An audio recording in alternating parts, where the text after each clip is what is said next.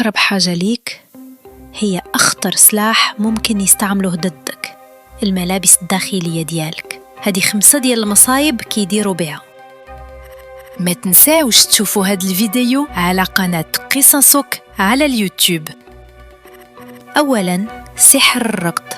كيشدوا الملابس ديالك وكيعقدوها بواحد الطريقة شيطانية باش يعقدوك على الزواج ويربطوا الراجل على مراته. ثانياً، سحر الأمراض الجلدية.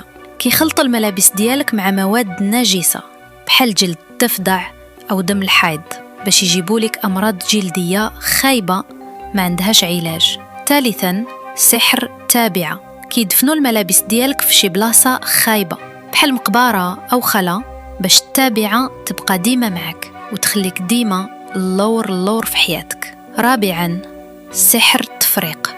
كيقطعوا الملابس ديالك بالمقص وكيرميو كل طرف في بلاصة باش يقطعوا المحبة بينك وبين شريك حياتك ويشتتوا الشمل ديالكم. وخامساً، سحر الشهوة الحرام.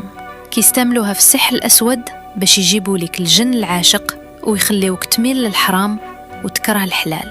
إذن حدي حوايجك حدي شرفك. واش عما شي حد فيكم باعت ليه شي حاجة من حوايجه الشخصية؟ إلا عجبكم هاد الشورت ديروا إعجاب، خليو تعليق ونشروه مع أصحابكم، وما تنساوش تشاركوا معنا القصص ديالكم وتشتركوا في القناة باش يوصلكم الجديد.